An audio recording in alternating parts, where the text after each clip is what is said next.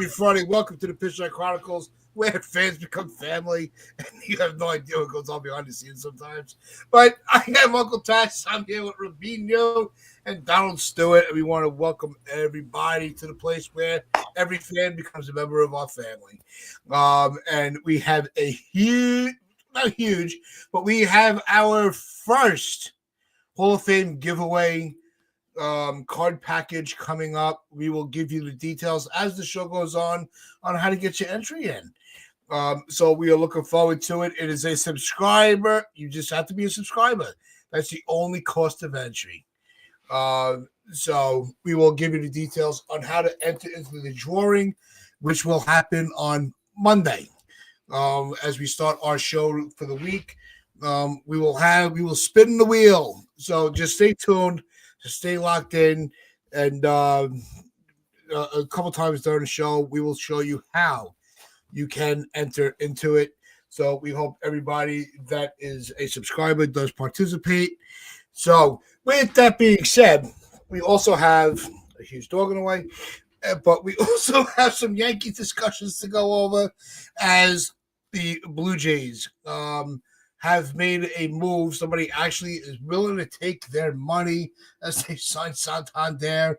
It leads to the question as other teams in the division start to tighten up their rosters a little bit. Are the Yankees still the favorites to win the AL East? Can they do it again?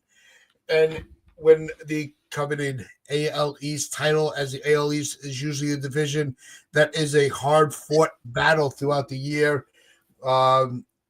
I still believe that despite the loss of Soto, with the additions that they have made, that the Yankees can still really win this division. It's not going to be as clear a path, but it's still a path to win it nonetheless.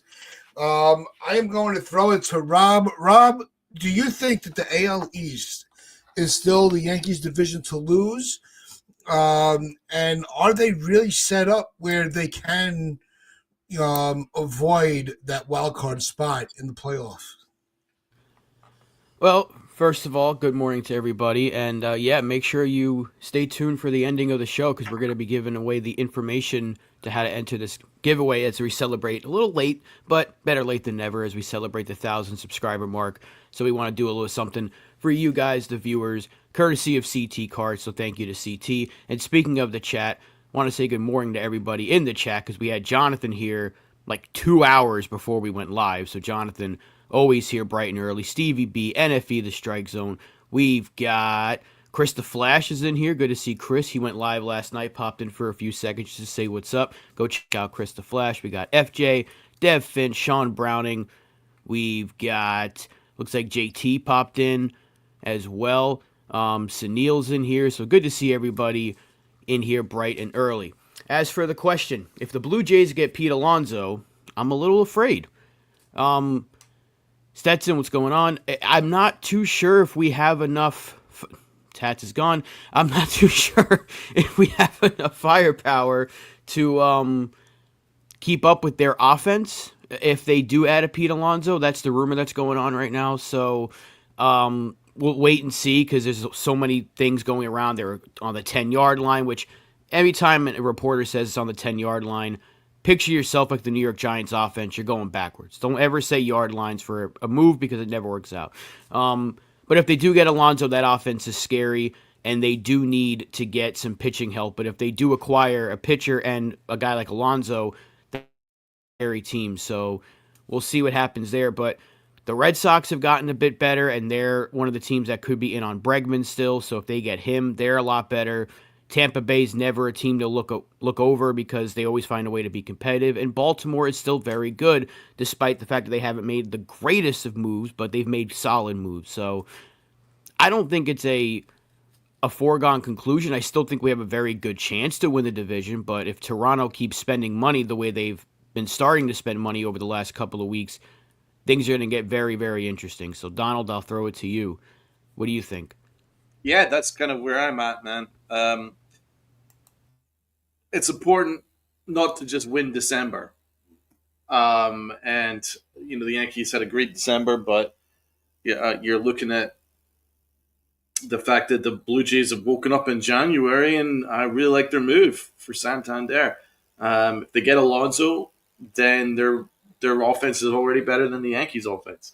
So that is something to pay attention to. The Red Sox, I'm not going to discount them. They could add Bregman. If they add Bregman, then along with they have Devers and their excellent coaching staff, then yeah, that's a concern as well.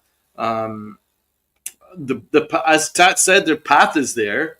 The Yankees have a path, it's a clear path, but I need to wait to see how the rest of the moves pan out between now and let's say April, before I'm ready to crown us favorites or anything like that. I don't love our offense as constituted. As I say, I'm worried about the on base percentage. Um, I think back to when Stanton and Judge carried the offense a couple of years ago, and it wasn't enough. As great as they were, it wasn't enough. Um, that was with, remember when Judge hit the 62 home run season and he had Big G there, and overall that offense wasn't enough. So why years later will that be enough? You know what I'm saying? Because I don't know if Goldschmidt and Bellinger, as nice as they are player wise, is enough um, to make up for the loss of Soto, including the loss of Torres. It's a lot of offense to make up, and I'm not quite sure about how the offense is constituted. They're asking for a lot from our kids, Volpe, Dominguez, and Wells. They all need to have like pretty much massive improvements to last year before I'm confident in this lineup. So if the Yankees roll in a third into the season with DJ LeMahieu and the Red Sox add Brandon and the Blue Jays add Pete Alonso, then I would actually say I don't think the Yankees are favorites. So let's that isn't the case. So I hope the Yankees make a serious move at third base. If the Yankees add a third baseman, then yes, I would say they're favorites. That's why it's important not to win December, because there's some value here in January, and it looks like the Yankees spent all their money in December. No, they're definitely behind the eight ball right now in how they can finalize their roster. But no, to your point, and it's you look at the other teams. Toronto putting money out, bringing in some some legitimate players. The Orioles with their youth, they're still gonna they're gonna give us a Journey battle. Orioles, man. Kevin Cash with Tampa, with the way that they're able to manage their pitching, they could shut any team down. It's just some of their offense may be suspect where, they might not put up the runs, but their pitching can give you can be a pain in the ass. And the Red Sox are the Red Sox. It's they have the players with Devers and Tristan Casas where they're gonna be able to put a little hurting on you with their pitching staff. So I don't think it's going to look as much of a clear path. Like I was saying earlier before the puppy decided that he wanted to unplug my computer. But it's one of these where the Yankees still have, I think, more of a well-rounded roster because we have bats in the lineup that can punish you. We have a starting rotation that's legitimate, and we actually have a closer this year that is a legitimate closer, and the back end of a bullpen that can really take care of an inning or two or three, depending on how far the pitches go in the starting rotation. So the Yankees, they may look on paper like they are still the team to beat, but I think the rest of the AL East is realizing that without Soto, there's kind of like a little blood in the water where if they make a couple of good adjustments, they can give the Yankees a run for their money. And it's not a guarantee this year. I didn't think it was a guarantee last year with the Orioles and their youth movement. I've said that for a few years now. Watch out for the Orioles. They might figure it out. We have Volpe, and I love Volpe. I think he is our shortstop, but they have Gunnar Henderson, who is a better shortstop all around. So if you go position by position through all the teams in the East, you still give a little bit of an edge as far as talent and experience. I think that does still go to the Yankees. I mean, we obviously have a much better or more well-rounded roster now than we did last year, but doesn't mean that we're going to be a better team because like a third of our offense is gone. So unless they find a way to somewhat replace that, which I think Bellinger's going to be a big addition. I think Goldschmidt's going to be fine, although there were better options, but we're not going to go down that rabbit hole again. Where is this J-Ram stuff coming from, guys? Because I'm curious. I've seen FJ brought it up. I think Sean, if Jose Ramirez was on the market, first of all, he's not. But second of all, if he was, I don't know why anyone wouldn't trade for him today, like right this second. So I mean, exactly. There wouldn't be a prospect off the board. I would be like, would you like our entire AAA farm system? Yeah. I don't know. I don't want to like bring up names that aren't actually available. That's why I'm like hesitant to even talk about Brendan Donovan until I hear some actual information about him. But we're looking at the same names we've been talking about for the last month now, basically, because they're still there. Bregman, Arenado, Ha-Seong Kim are like the most realistic names that you can bring in that would be upgrades over what we have. I think the Young would be an upgrade with the bat and defense, but he's not like a guy that I'm like, go get him. So it's the same three names. He removed his Guardians. Okay, well, players do that all the time. Aaron Judge doesn't have Yankees in his bio, I don't think. So does that mean the Yankees are going to trade him? Yeah, I think that's really nothing. Let's not look at social media because Marcus Stroman scrubbed his social media recently and he's still on the team. So, I mean, it's social media. But yeah, we're looking at the same three names that we've been yapping about, honestly, for the last like month. So until those guys are off the board, we have to hope that the Yankees spend a little bit more than we think. So all we have to go by is the reports that the Yankees don't want to go past 301. Well, if that's the case, then we're not getting Arenado. We're definitely not getting J-Ram, but we're not going to get Bregman. So unless they bump that budget up a little bit, then we can probably go get one of those better third base options. I still don't think Bregman's going to be here, although that's the best option. But I'm really leaning towards Arenado. Like if they can go make a trade with the Cardinals and convince him to waive that no trade clause, that would be huge. Because Arenado, even at a down year offensively, is leagues better than the options we currently have at third base.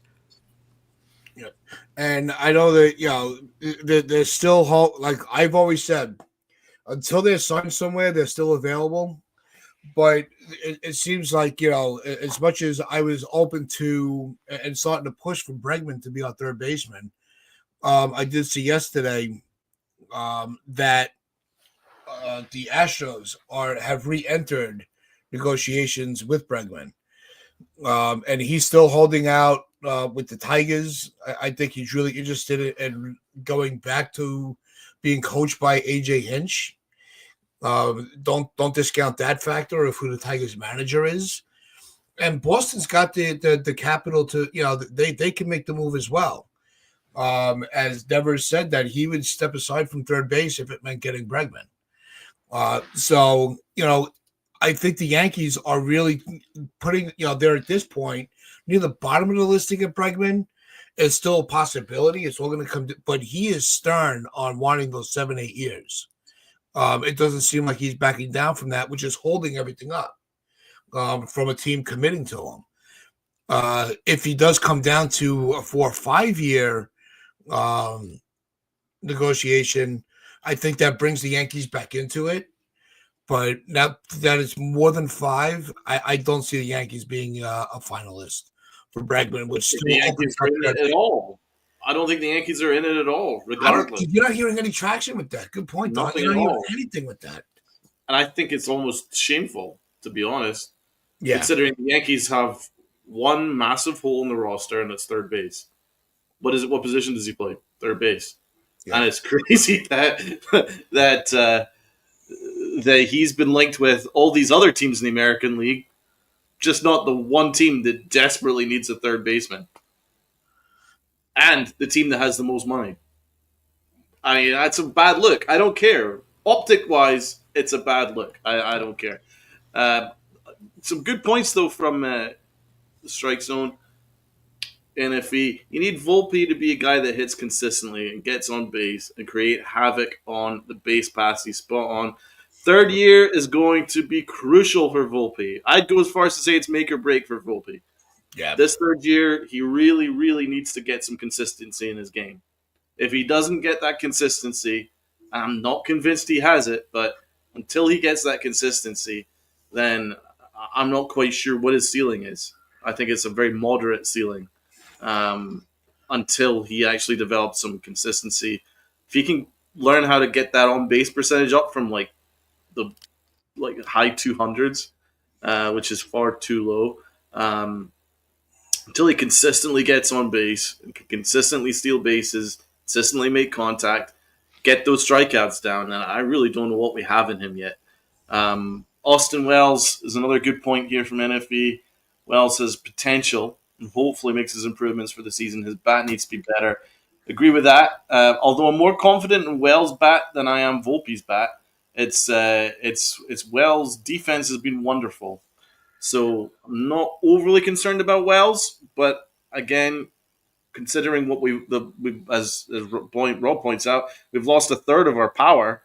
We're needing other guys to step up, and Wells is part of that. Volpe's part of that. We don't know how Dominguez is going to be in his first full year, especially how the Yankees messed him around last year. I've said it, and I'll say it again. They did.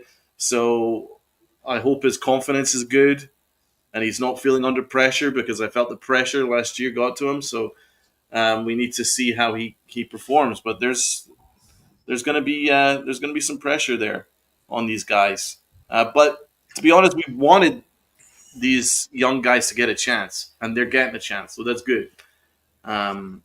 So yeah, there's a lot to break down with this lineup.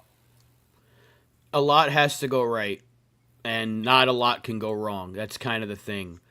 Like, if Volpe struggles and Wells doesn't have a good year, then we're screwed. And Dominguez as well. Dominguez has to kind of just be like average, or maybe even slightly below. There's a lot of risk, if you want to use that word, because if some of these guys do struggle, if Goldschmidt has a down year, if whoever's at third base, if it's a platoon with Cabrera and DJ or Peraza, if those guys don't pan out, then guess what we're going to be doing at the deadline? Again, looking for a bat. So there's a lot of make or breaks in this lineup, and that's why I think you need to go and get one bat right now. And you're right, the fact that the Tigers have a third baseman right now. The Astros just got Paredes, so they have a third baseman, yet they're still looking to bring back Bregman. There's even there, I think Nightingale said they entertained putting Altuve in left if they got Bregman back. Isn't that nuts? Like, they're willing to move a guy completely out of position to bring a good player back. And the Yankees are like, yeah, DJ LeMahieu. So I don't know why they're not going after the guy. Are they really waiting for Stroman? That could be the thing. Are they waiting to move Stroman? We know that Cashman works in silence, but it's been like too silent because we haven't done anything since Goldschmidt, and we've made a couple of minor league moves. Like yesterday, they picked up 2 players off of waivers that, look, those guys can be DFA tomorrow for all we know. Contreras and Winans from the Braves, like, we could easily DFA those guys if we pick up 3 players today. Like, that's how these things work. The Yankees had open space on the 40-man, so I wouldn't look too far into those moves either. But it's nice to have some extra arms in case they want to now trade from a surplus of right-handed pitching to get some lefties. But it doesn't change the fact that over the last month now, we've been yapping about third base because they still haven't addressed it. And the closer we get to spring training, the more afraid I am of the fact that they're going to rely on DJ LeMahieu. And I keep saying that until they prove me wrong. It seems like that's the route they're going, and that's terrifying. The fact that the same 3 options are out there that make your team better, and the Yankees are not even reportedly in on any of them. Like I haven't even heard anything that would link the Yankees to Arenado. All we have is that report that Feinsand put out that both Sherman and Curry shat on. So I mean, I don't really know what to go off of. The only names we've heard are Polanco, DeJong, and Brendan Rodgers. So like, in my opinion, that's the route they're probably going to go. I would prefer DeJong out of that group. I don't want any of them, but if I have to pick, it'd be him. And they're going to go with a couple of lefties, like Matzek was throwing in. They're going to go cheap for the bullpen for the lefties. Brooks Raley could be an option. Tim Hill, Tyler Matzek. They're not going to go crazy for these left-handed pitchers, but that's why I've been mentioning since the start of the offseason the Cardinals are such a good trade partner for their left-handed pitching. I've been talking about John King for 2 months now, and that's why I think they should go attack that Cardinals team. Go get Arenado and King, and that settles basically your entire offseason. You get yourself a lefty, you can go cheap for the second lefty, and you get your third baseman, and you're done. And your offseason's an A+ to me. You've addressed every need. You've upgraded at several positions. Your defense is phenomenal. Your pitching is phenomenal. And you've got yourself loaded up and ready for spring training and the regular season to go and reclaim that AL East crown and hopefully go reclaim that American League crown. I think that could be the move. And it's just simply making a phone call to the Cardinals and seeing what it's going to take. How much money will they eat? There's some reports they might be willing to eat more money now just to try to get rid of him and get more prospects in return. Guess what? The Yankees have several arms the Cardinals can use, both in the rotation and in the bullpen. So if there's a move out there to be made, it might be Arenado. And I wasn't for that a month ago, but now if you're telling me it's either Arenado or DJ LeMahieu, it's Arenado all day. And you can't tell me otherwise. So that might be the move to make. And that worries me. Yeah. That we're in this position. I mean, the other aspect is that maybe the Astros might look to move Paredes if they bring in Bregman. They could look to trade him. I'll take him. And then the Yankees could jump all over that. That might be good. I would actually seriously consider that. So that might be one positive if he does come back to the Astros. But I'm surprised because I felt that our biggest weakness last year was third base. Even more than first base. I felt our biggest weakness was third base. And what is the one thing the Yankees haven't looked at in this entire offseason? Third base. That for me is sullied the way this offseason is looking for me. And until they seriously address it, it's tarnished what's been a pretty decent offseason. It could all have been a little different had they seriously invested in first base and not just kicked the can down the road another 12 months, which they've done. And that's pissed me off because I wanted an actual medium-term investment in first base. And if it's true that Pete Alonso signs for 3 years, I'm sorry. Anyone who tells me that Goldschmidt at 38 years old for 1 year is better than Pete Alonso, who gives you 45 home runs every year for just 3 years, you're out of your mind. I'm sorry. And I'm not even a big Pete Alonso fan. But that is value. That is value. Absolute value. You could have jumped right in, stolen him from the Mets, pissed off the Mets, and we've already recovered a giant portion of what we lost from Soto. So, and had you done that, then we wouldn't have needed to worry about third base. You just give Peraza and Oswaldo Cabrera the job, and you even could have just signed Birdie on a small contract. I know he's signed elsewhere now, but you could have addressed it with small moves at third, and it would have been fine had they properly invested in first. But they haven't done so because of the Cohen tax. So they've kicked the can down the road and hoping upon hope that a Japanese player actually signs for the Yankees for the first time since the thousands, the early thousands. So that's why I'm concerned. I didn't want Arenado at the start of the offseason, but considering how things have gone, now I'm hoping that that's the case. Nico Horner, FJ brings up, that's someone that I would have added to the Cody Bellinger trade. I think that was a no-brainer. I think you could have probably done a 2-for-1 had we given up a little bit, maybe another prospect or something, and gone Nico Horner as part of the deal. I think that would have been a smarter play because then again we wouldn't have had to worry about the infield. Now we are. Now we're getting close to pitchers and catchers, and I'm starting to get a little bit antsy here. And as Rob points out, I know that Brian Cashman works in the shadows, so it's a good thing. He is a ninja, but damn, He's a quiet ninja this time. this is super ninja. This is like a freaking. This better be like a crocodile hiding under the water kind of a situation. I ain't seeing nothing. I'm just seeing just very nothing right now, and I'm worried. So they better do something because otherwise I'm gonna be pissed. Yeah, and I'm seeing also in the comments, and I saw a couple of polls from various accounts from other shows and communities about the Yankees selling. Stop. Can we stop? They're not going to sell. So let's really get rid of that narrative right away on this channel. All right. Very briefly, because that's obviously been the discourse. Yeah. Where do you sit on that? Let's start with Tats and then Rob, and then I'll give you my thoughts. No, I think I think it's more of who's controlling the spending rather than the group that has the bank account. I don't think it's really the Steinbrenners. They're trying not to fund other teams. And I've said that. I understand that. I know that's the business part of it. The business part of being a fan, when you're following the team, sometimes really sucks. All right, because we don't see it the way that they do. And that has to be brought into the discussion. That has to be respected. That they have a business to run. They can't just go with, just because they made $100 million in a year doesn't mean they have to spend that $100 million. You need to be able to turn things over for for future investments. But I think it's more so the people they're putting in charge to spend their money, i.e. Brian Cashman.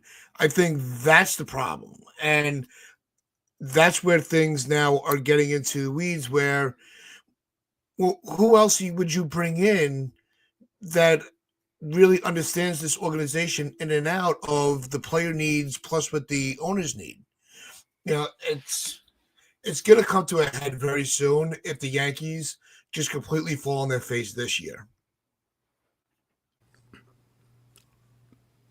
Are we talking about selling players or selling the team? Because I've heard both. Yeah, the Yankees are. Obviously, there was a poll on the NYYU, and obviously Pete doesn't agree with the idea of selling Hal, but of Hal selling the team. But it was a poll that was on the NYYU. I was like, should Hal sell the team, whatever. So I just thought it'd be an interesting thing to bring up. No. That's my answer. No.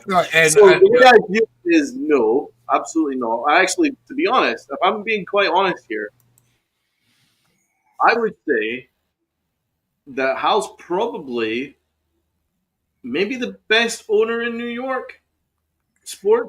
You can make that argument. The Jets ownership's a joke.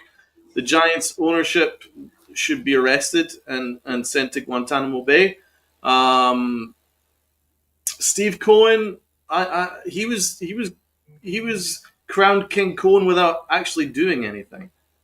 I mean, if King Cohen, if you get the crown of being king simply from making a really bad franchise a playoff franchise, and then stealing a player off the Yankees, then all right, maybe he's the king. But I haven't seen enough yet for me to be convinced he's the king. So,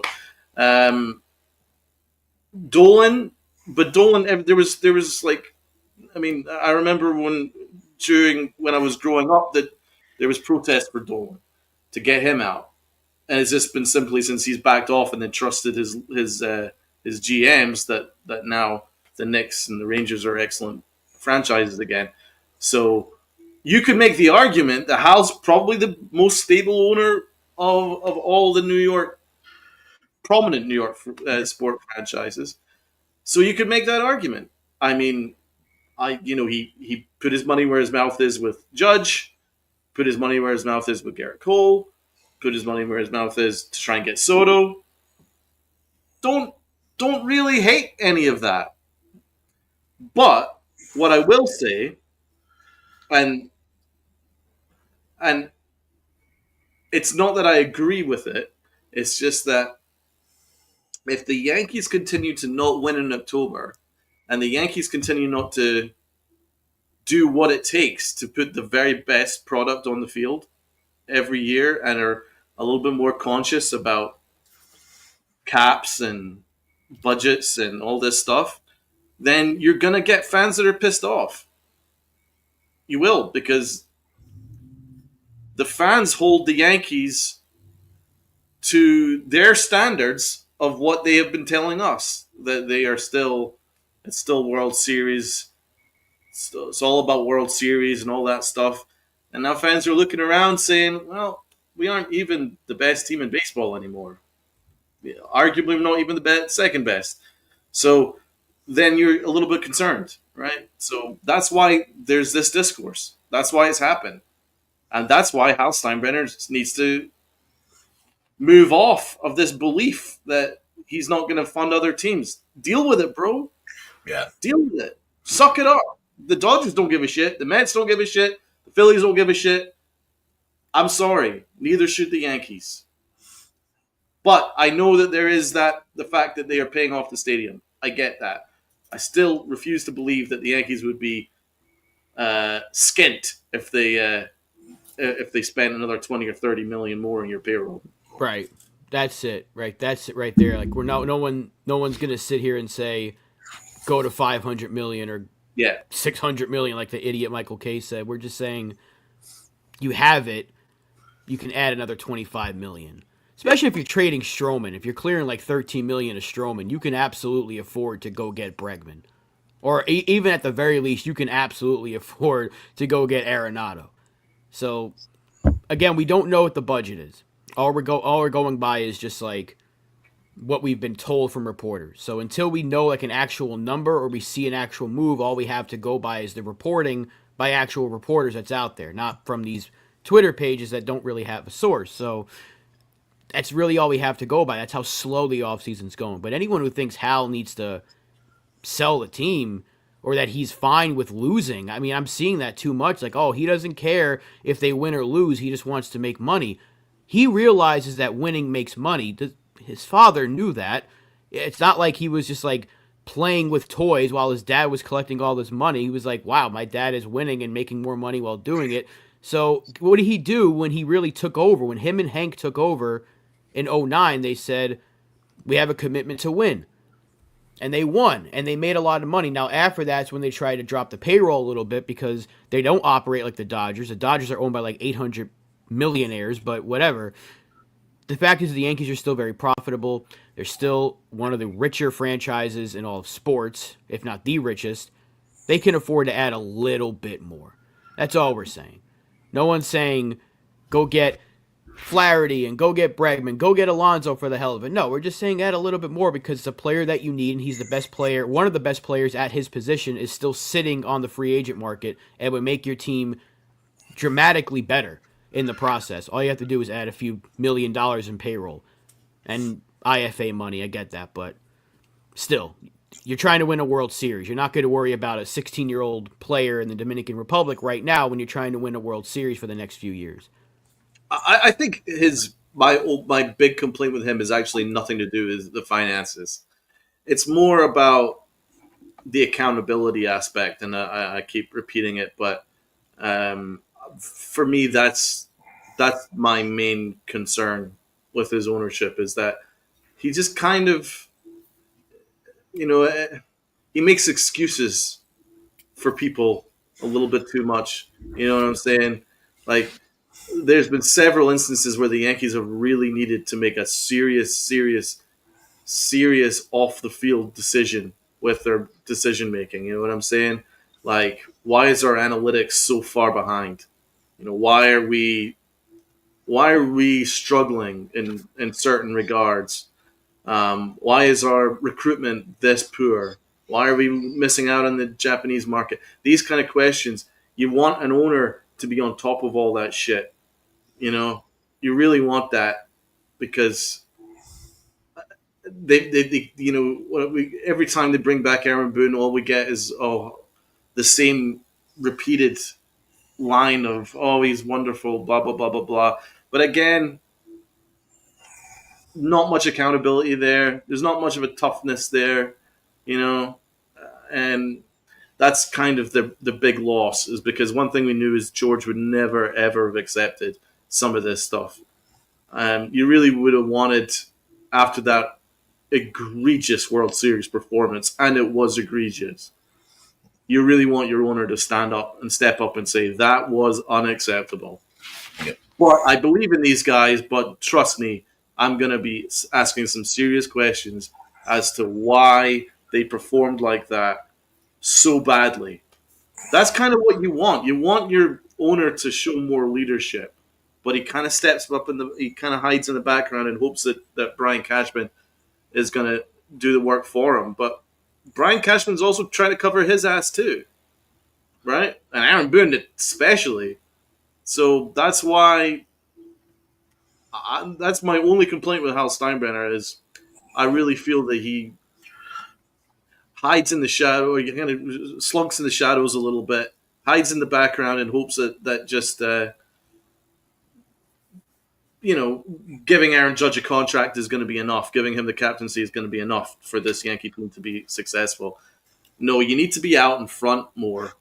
You need to be more of a vocal presence and show leadership because I feel at the moment, at times, the Yankees are a rudderless ship. A little bit. I want to ask this question with a different angle, right? Because with the Yankees, we had George always in the spotlight, talked to the media all the time, walked around everywhere in the stadium, interacted with, from the players to the grounds crew. You don't see that too much with other teams. Is it just, we're expecting, Hal to just pick up where his father left off, and I think that's been the wrong narrative for Hal. Hal is not George, so to compare every other owner to what George would have done, I think George was a unicorn of an owner. As far as his passion for the team, the way he ran it, the way he funded it, I just think that it's kind of setting up Hal to fail no matter what he does. Because one of the narratives on this channel that we've had for a long time, it's not that the Yankees, Hal and the Yankees don't spend money. It's the people that are spending it that are the problem.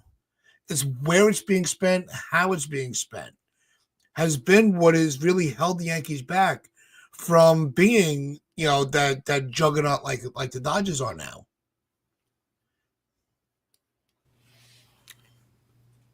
Well, yeah, I want to keep going down the same conversation that we've been having for 5 years now. Like Hal Steinbrenner is putting a lot of money into this team. That there have been some bad decisions though, and we're not gonna. If we go down that list again, we're gonna be sitting here for another 10 minutes talking about the names the Yankees could have had. Instead, they had this player. So it just feels like an unnecessary conversation that we've already talked about several times. Just that.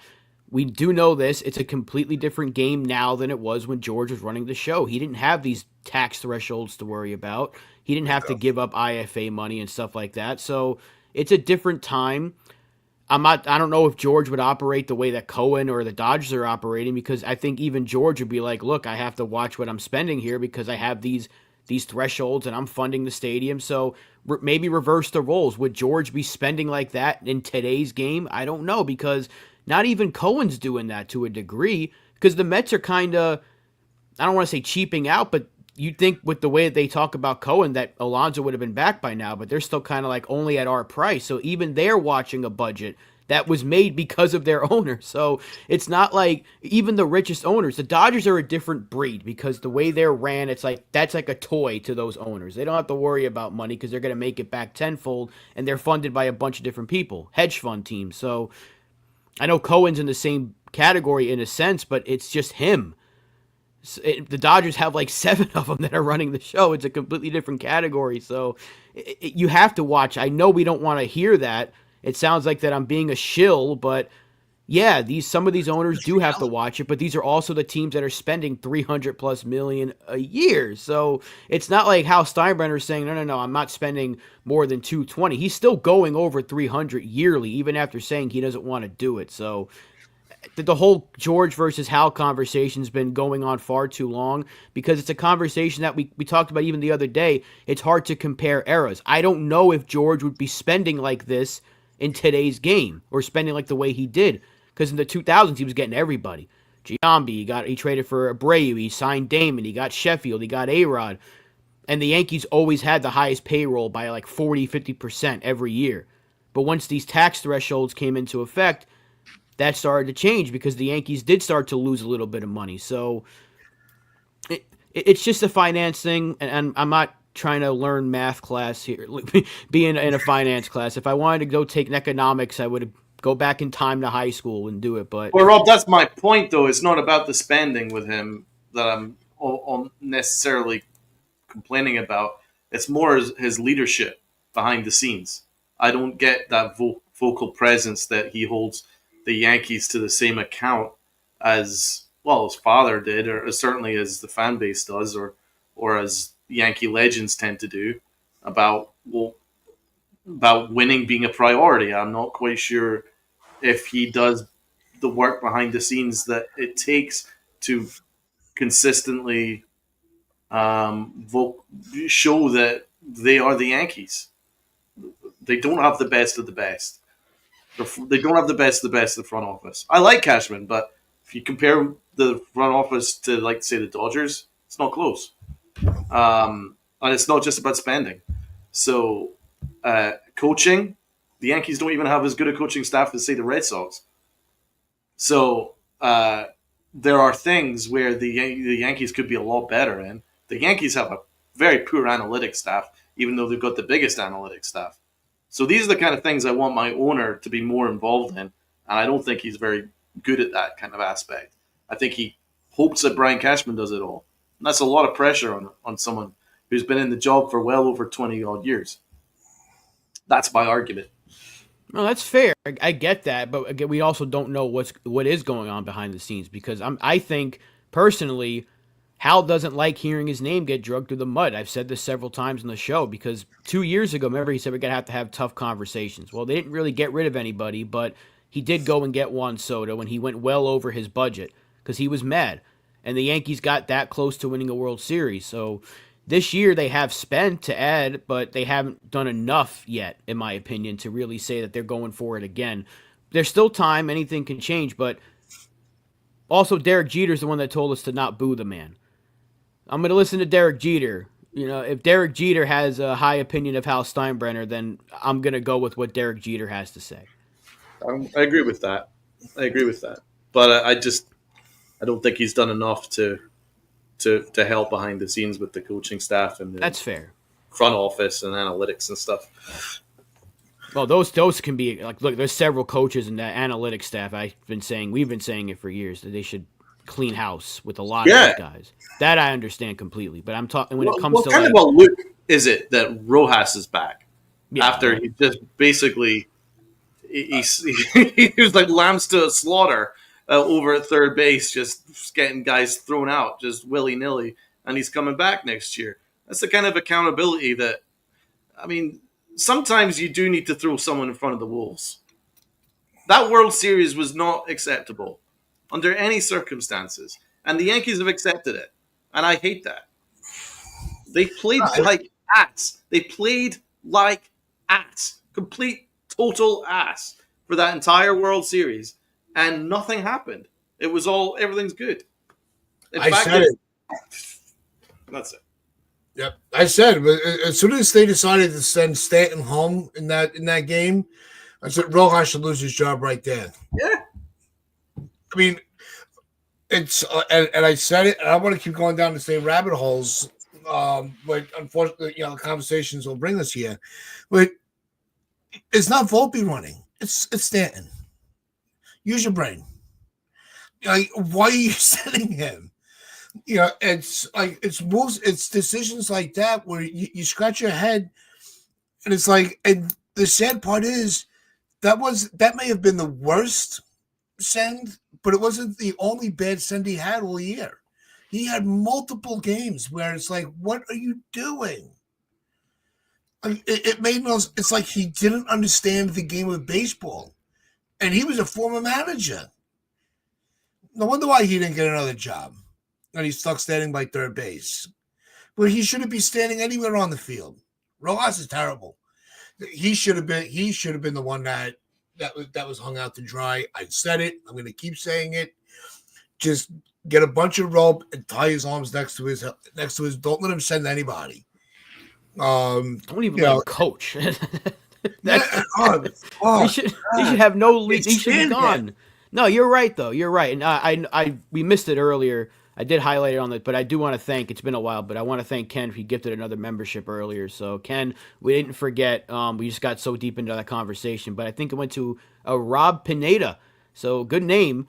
Rob Pineda gets the membership gifted from Ken Claus. Still given even a month after Christmas. So thank you once again, Ken.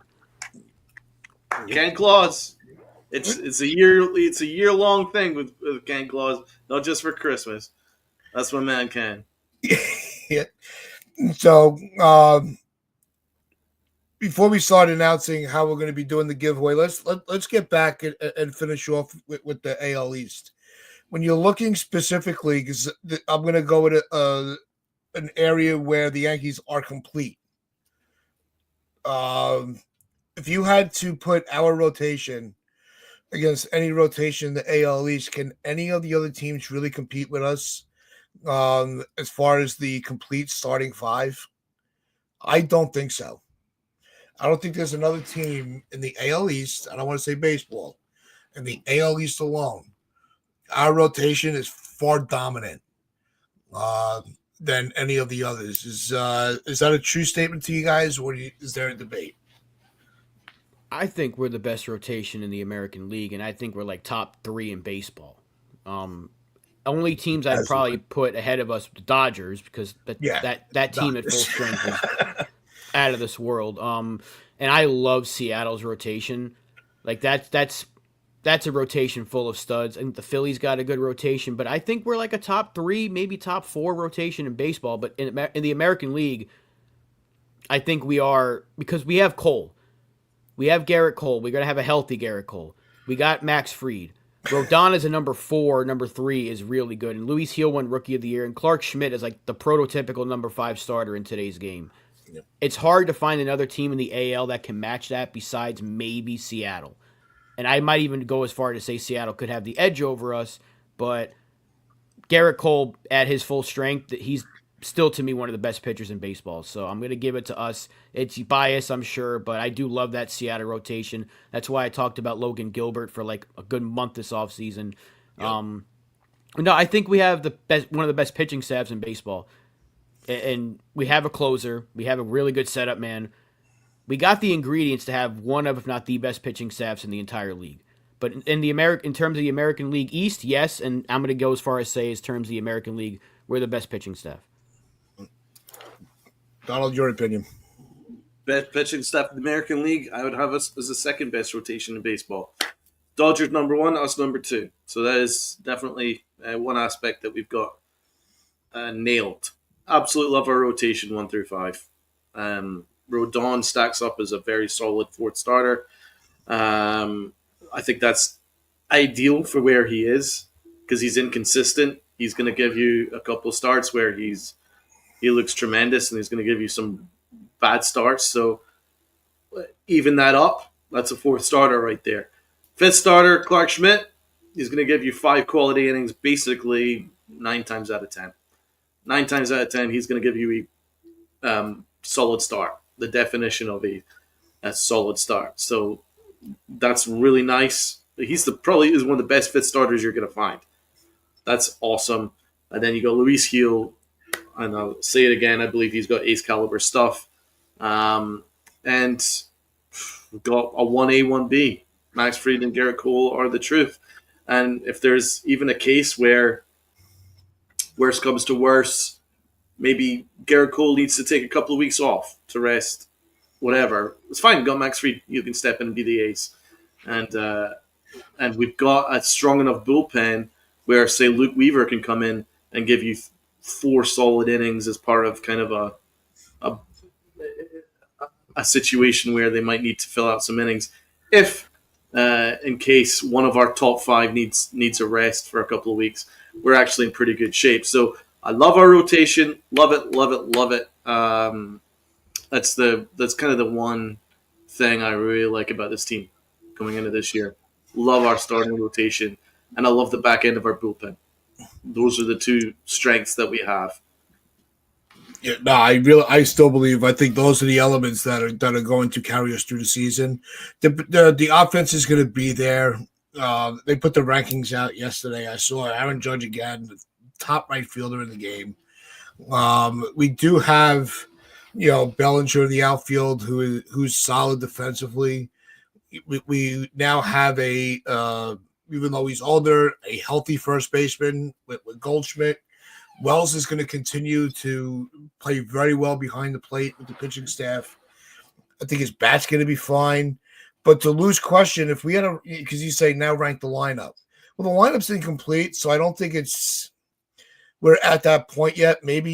Hopefully next week we'll just. Maybe next week we could break it down, because that's actually more of a question. That's a good question. You know what? We're going to, Lou, we'll evaluate the lineups next week where we have more time, because that is more of that's a lengthier discussion.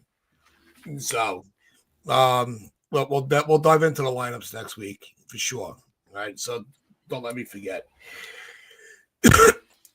Now, here's the big part of the show, and we are having our first giveaway on the channel.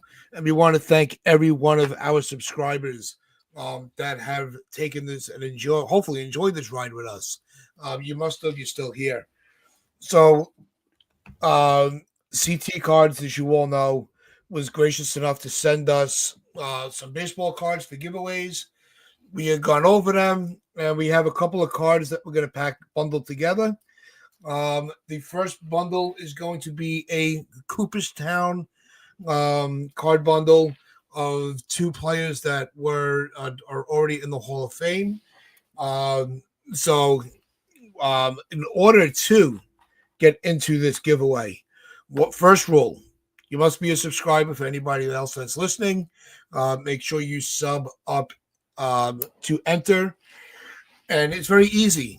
After the show, all you have to do is you're going to go into the comment section and just type in 1,000. And that will get you entered into the drawing on Monday. And if you want an extra chance to win, it's very simple. All you got to do is drop a super sticker, and that will get you a second entry. So that is how the giveaway will be done, and we will spin the wheel on Monday. Like I said, you must be a subscriber to enter. After the show, just type in 1,000 in the comments, and if you want a second entry, it's just a simple super sticker. So nothing too crazy. If you don't want to spend on the super sticker, there's no we're not forcing anybody to have to drop a dime. So that is how we are going to do it. No duck race. That is somebody else's way he does it, and we have our own. And so just make sure you do that. And the cutoff for entry, because there is a cutoff, just so we make sure that everything stays fair. You must have your entry in before the upper deck on Sunday at 11 o'clock. That is the cutoff. So there'll be a couple of days to make sure that anybody that listens afterwards, to be fair with them, even though that their schedules sometimes do not allow them to join the live streams. We want to make sure that we give ample opportunity for every subscriber that's taken this journey with us to have a chance in the giveaway. So the cutoff will be on Sunday, 11 a.m.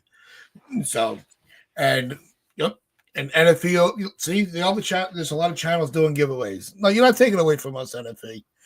Make sure you do go and subscribe to the Strike Zone as well, as they have NFE also will be doing giveaways coming up to opening day.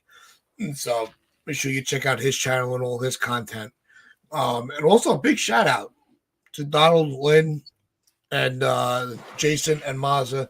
The other day they put together a very, very fun roundtable. So make sure you check out the Four Trade Expresses channel if you want to go back and listen to the debates there. Donald and Lynn definitely represented the Pinstripe Chronicles as best as they could, and I am very happy to say that they really they brought it and represented us well. So thank you to Donald and Lynn for representing us. Guys, why don't you show the cards so people know what they're entering? All right, let me get the card. So any words for our subscribers for the giveaway while I put this take these cards out? Big thank you to everybody that's been here for this journey. It's a long time coming. We've surpassed the 1,000 mark. We are on our way to 1,100, and we hope that whoever wins these cards, they're nice cards. They're awesome. It's Hall of Fame. It's Hall of Fame season. We just got CC and Ichiro and Billy Wagner inducted into the Hall of Fame. Our dude CC, our dude Ichiro, the Mets dude Wagner. And it's time to celebrate some Cooperstown. So, Tats, go ahead and show those cards. The first card that's going to be in the package is a Nolan Ryan. It's a Dominators card from Dunrose. And a Cooperstown card of Johnny Bench. So these two cards will be coming your way. Nice and sparkly, all nice and pretty. So make sure you get into that giveaway. We've been putting this together for a while, and the time has come. Can I get the stale piece of gum in the card? Yeah, I'll send it your way. So we do have piece of cardboard. Yeah. But come on, anybody, we all know what the stale gum is like. There's nothing like it. There is a little bit of news here. I know we're talking about giveaway, but Heyman has some information here about Bregman. Kind of confirms what we were talking about earlier. The Astros and Cubs are believed to be showing significant interest, with the Tigers and Red Sox among others. The Astros want him enough that they may move Paredes to second and Altuve to left field to accommodate. So that's real. Good Lord. That's real. The Astros are trying to get him back, and they'd be willing to move Altuve to left field just to make it happen. So what we talked about a few moments ago, it's real, apparently. So I would not be surprised if he's back with the Astros. I kind of hope he goes to the Cubs. This way they might think about moving Nico Horner. It is a damn shame the Yankees never really entered into the Bregman sweepstakes, so options could be getting even more limited in the next few hours or days, depending on how much longer this takes. Yep. There's a moral of that story. Don't win December. Win the entire offseason. Yep. So, but we always win because we have all these great people in the chat that join us every show that we do. Make sure you do tune in tomorrow for Yankified with Donald Stewart. So make sure you tune into that. And just one more recap for the giveaway. After the show, drop in the comments. 1,000 gets you an entry. If you want a second entry in the drawing, it is just a super sticker. Nothing crazy, but and make sure the closing, and just so you know, the closing ends 11 a.m. on Sunday. So good luck to everybody that wants to get in on that. So with that being said, like we always say, hit that like button, hit that sub button, share this out with your friends, your family, the strangers on the corner. This is the Pinstripe Chronicles, where fans become family. So wear those pinstripes of pride and play hard.